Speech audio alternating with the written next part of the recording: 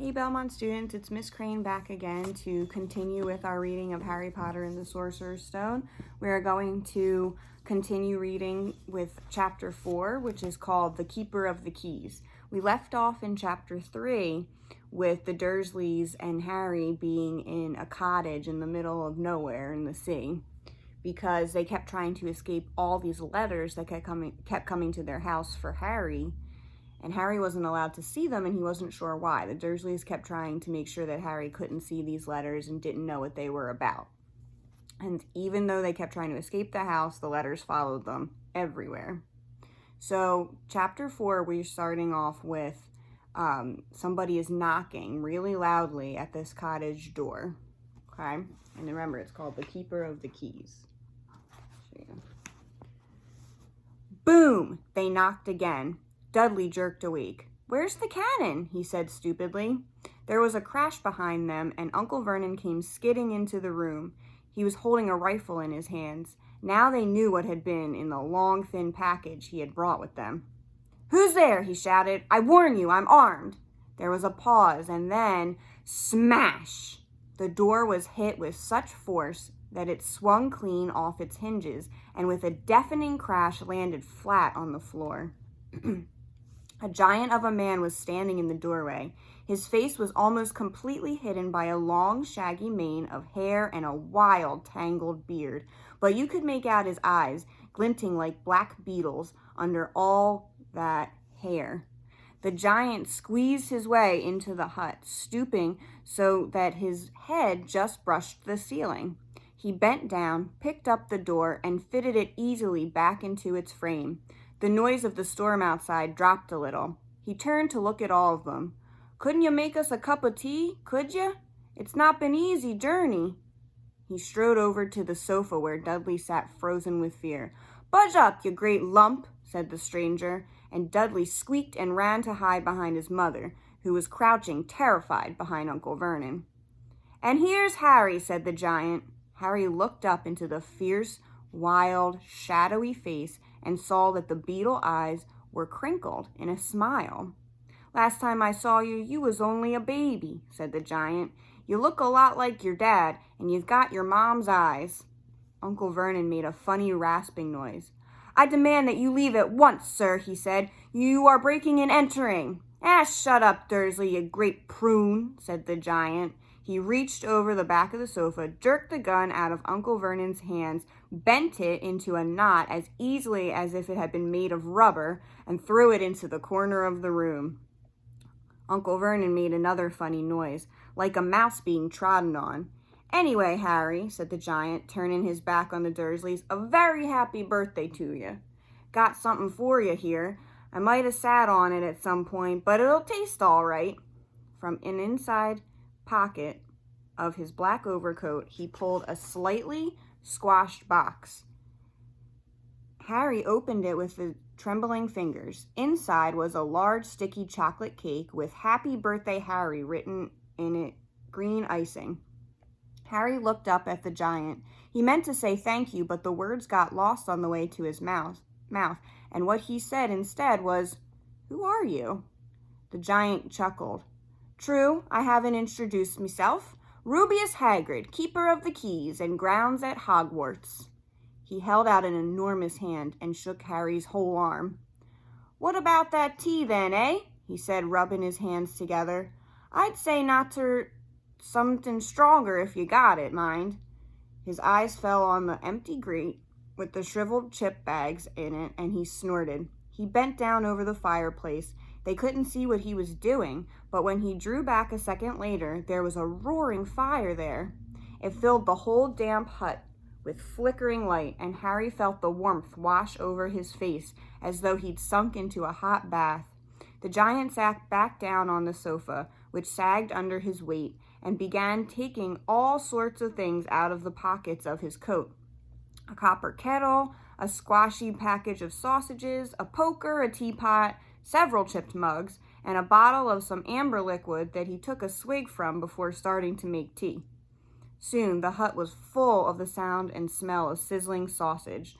Nobody said a thing while the giant was working, but as he slid the first 6 fat, juicy, slightly burnt sausages from the poker, Dudley fidgeted a little. Uncle Vernon said sharply, "Don't touch anything he gives you, Dudley." The giant chuckled darkly. "Your great puddin' of a son don't need fattening any more, Dursley. Don't worry."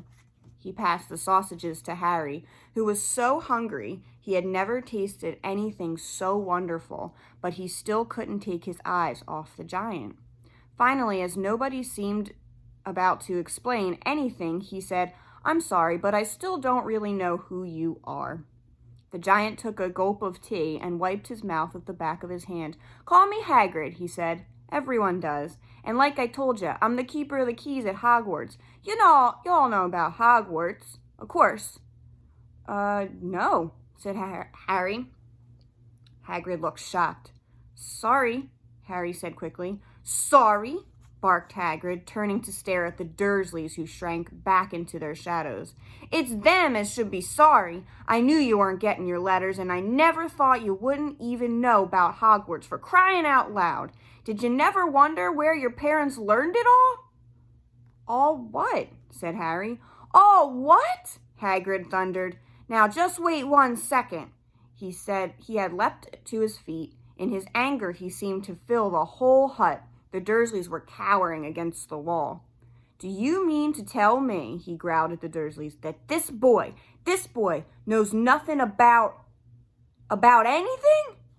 Harry thought this was going a bit far. He had been to school after all, and his marks weren't bad. "I know some things," he said. "I can, do math and stuff." But Hagrid simply waved his hand and said, "About our world. I mean, your world, my world, your parents' world." "What world?" Hagrid looked as if he was about to explode. "Dursley!" he boomed. Uncle Vernon, who had gone very pale, whispered something that sounded like Mimblewimble. Hagrid stared wildly at Harry. "But you must have known about your mom and dad," he said. "I mean, they're famous. You're famous." "What? My mom and my dad weren't famous, were they?" "You don't know? You don't know?" Hagrid ran his fingers through his hair, fixing Harry with a bewildered stare. "You don't know about what you are?" he said finally. Uncle Vernon suddenly found his voice. "Stop," he commanded. "Stop right there, sir. I forbid you to tell the boy anything." A braver man than Vernon Dursley would have quailed under the furious look Hagrid now gave him. When Hagrid spoke, his every syllable trembled with rage. "You never told him? Never told him what was in the letter Dumbledore left for him?" "I was there. I saw Dumbledore leave it, Dursley, and you've kept it from him all these years."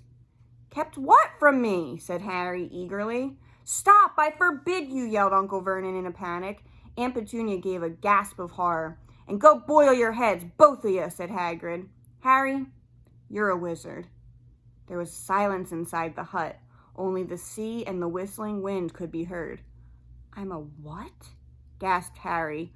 "A wizard, of course," said Hagrid, sitting back down on the sofa, which groaned and sank even lower. "And a thumping good one. And I'd say, once you've been trained up a bit, with a mom and dad like yours, what else would you be? And I reckon it's about time you read your letter."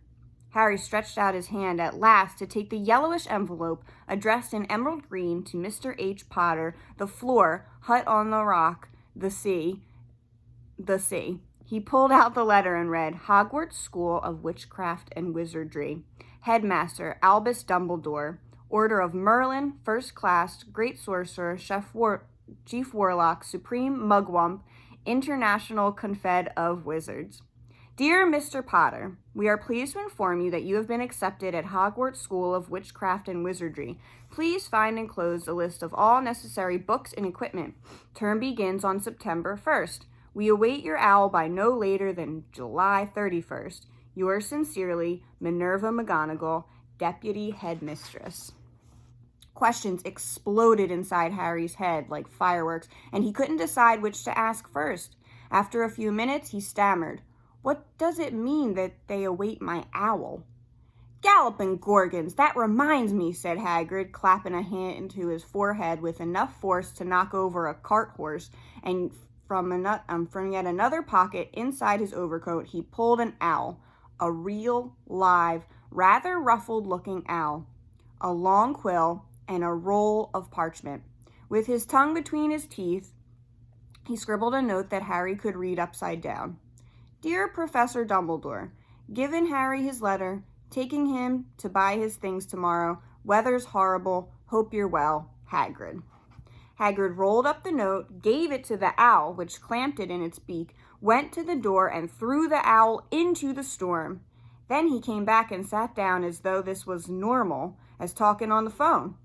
Harry realized his mouth was open and closed it quickly. Where was I? Said Hagrid. But at that moment, Uncle Vernon, still ashen-faced, but looking very angry, moved into the firelight. He's not going, he said. Hagrid grunted. I'd like to see a great muggle like you stop him, he said. A what? Said Harry, interested. A muggle, said Hagrid. It's what we call non-magic folk like them. And it's your bad luck you grew up in a family of the biggest muggles I ever laid eyes on. We swore when we took him in we'd put a stop to that rubbish, said Uncle Vernon. Swore we'd stamp it out of him. Wizard indeed. You knew? Said Harry. You knew I'm a wizard? Knew? Shrieked Aunt Petunia suddenly. Knew? Of course we knew. How could you not be? My dratted sister being what she was. Oh, she just got a letter just like that and disappeared off to that school and came home every vacation with her pockets full of frog spawn, turning teacups into rats. I was the only one who saw her for what she was, a freak. But my mother and father, oh no, it was Lily this and Lily that. They were proud of having a witch in the family. She stopped to draw a breath and then went ranting on. It seemed like she had been wanting to say all this for years. Then she met that Potter at school and they left and got married and had you. And of course I knew you'd just be just the same, just as strange, just as abnormal. And then, if you please, she went and got herself blown up and we got landed with you. Harry had gone very white. As soon as he found his voice, he said, Blown up? You told me they died in a car crash. Car crash, roared Hagrid, jumping up so angrily that the Dursleys scuttled back to their corner. How could a car crash kill Lily and James Potter? It's an outrage, a scandal. Harry Potter not knowing his own story when every kid in the world knows his name? But why? What happened? Asked Harry urgently. The anger faded from Hagrid's face. He suddenly looked anxious. I never expected this, he said in a low, worried voice. I had no idea. When Dumbledore told me there might be trouble getting hold of you, how much you didn't know. Harry, I don't know if I'm the right person to tell you, but someone's gotta. Yeah, you can't go off to Hogwarts not knowing. He threw a dirty look at the Dursleys. Well, it's best you know as much as I can tell you. Mind, I can't tell you everything. It's a great mystery, parts of it. He sat down, stared into the fire for a few seconds, and then said, It begins, I suppose, with a person called... It's incredible you don't know his name. Everyone in the world knows. Who? Well, I don't like saying the name if I can help it. No one does. Why not? Gulping gargoyles. Harry, people are still scared. Blimey, this is difficult. See, there is a wizard who went bad. As bad as you could go. Worse than worse. His name was... Hagrid gulped, but no words came out. Could you write it down? Harry suggested. Nah, I can't spell it. All right. Voldemort. Hagrid shuddered. Don't make me say it again. Anyway, this wizard, about 20 years ago now, started looking for followers. Got 'em, too. Some were afraid. Some just wanted a bit of his power, 'cause he was getting himself power, all right. Dark days, Harry. Didn't know who to trust. Didn't dare get friendly with strange wizards or witches. Terrible things happened. He was taken over. Of course, some stood up to him, and he killed them. horribly. One of those only safe places left was Hogwarts. Reckon Dumbledore's the only one you-know-who was afraid of. Didn't dare try taking the school. Not just then, anyway. Now, your mom and dad were as good a witch and wizard as I ever knew. Head boy and girl at Hogwarts in their day. Suppose the mystery is you-know-who never tried to get 'em on his side before. Probably knew they were too close to Dumbledore to want anything to do with the dark side. Maybe he thought he could persuade 'em. Maybe he just wanted 'em out of the way. All anyone knows is he turned up in the village where you all was all living on Halloween 10 years ago. You was just a year old. He came to your house and Hagrid suddenly pulled out a very dirty, spotted handkerchief and blew his nose with a sound like a foghorn. Sorry, he said, but it's that sad. Knew your mom and dad and nicer people you couldn't find. Anyway, you know who killed him. And then, and this is the real mystery of the thing, he tried to kill you too. Wanted to make a clean job of it, I suppose, or maybe he just liked killing by then. But he couldn't do it. Never wondered how you got that mark on your forehead? That was no ordinary cut. That's what you got when a powerful evil curse touches you. Took care of your mom and dad and your house even, but it didn't work on you, and that's why you're famous, Harry. No one ever lived after he decided to kill him. No one except you, and he'd killed some of the best witches and wizards of the age. The McKinnons, the Bones, the Prewetts, and you was only a baby, and you lived. Something very painful was going on in Harry's mind. As Hagrid's story came to a close, he saw again the blinding flash of green light, more clearly than he'd ever remembered it before, and he remembered something else for the first time in his life. A high, cold, cruel laugh. Hagrid was watching him sadly. Took you from the ruined house myself on Dumbledore's orders. Brought you to this lot. Load of old tosh, said Uncle Vernon. Harry jumped. He had almost forgotten that the Dursleys were there. Uncle Vernon certainly seemed to have got back his courage. He was glaring at Hagrid and his fists were clenched. Now you listen here, boy, he snarled. I accept there's something strange about you. Probably nothing a good beating wouldn't have cured. And as for all this about your parents, well, they were weirdos. No denying it. And the world's better off without them, in my opinion. And ask for all they got, getting mixed up with that wizarding type. Just what I expected. Always knew they'd come to a sticky end. But at that moment, Hagrid leapt from the sofa and drew a battered pink umbrella from inside his coat. Pointing this at Uncle Vernon like a sword, he said, I'm warning you, Dursley. I'm warning you. One more word.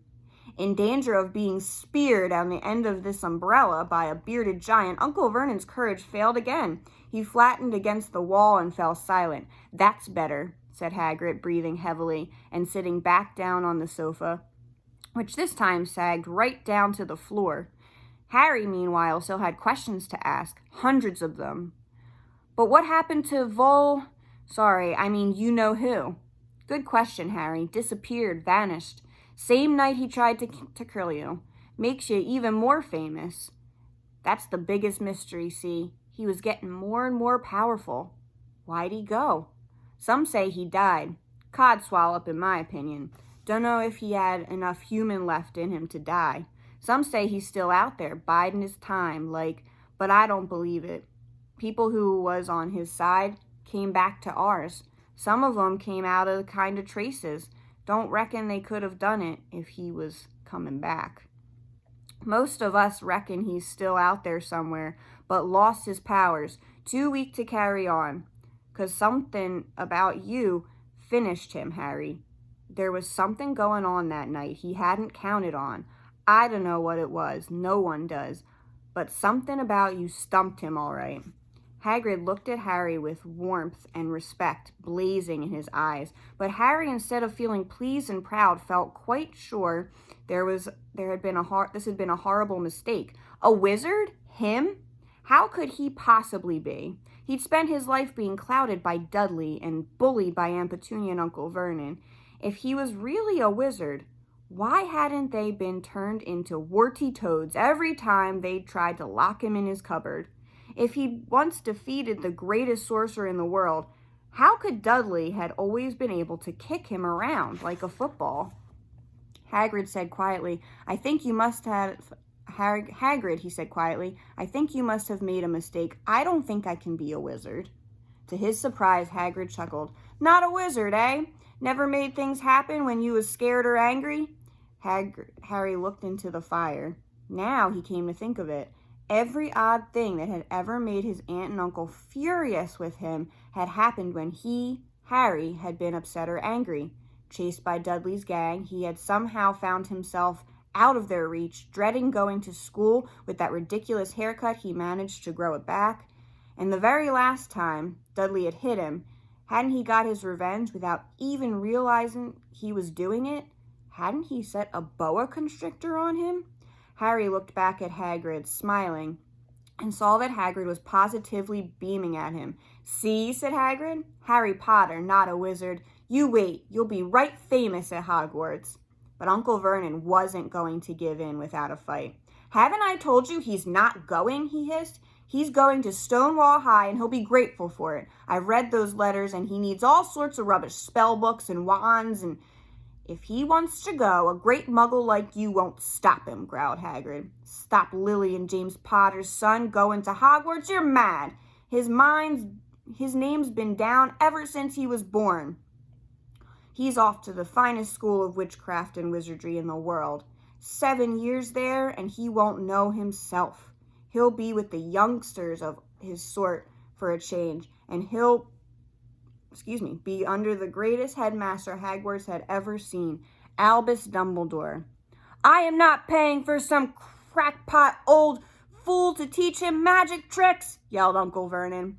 But he had finally gone too far. Hagrid seized his umbrella and whirled it over his head. Never, he thundered, insult Albus Dumbledore in front of me. He brought the umbrella swishing down through the air to point at Dudley. There was a flash of violet light, a sound like a firecracker, a sharp squeal, and the next second, Dudley was dancing on the spot with his hands clasped over his fat bottom, howling in pain. When he turned his back on them, Harry saw a curly pig's tail poking out of a hole in his trousers. Uncle Vernon roared. Pulling Aunt Petunia and Dudley into the other room, he cast one terrified look at Hagrid and slammed the door behind them.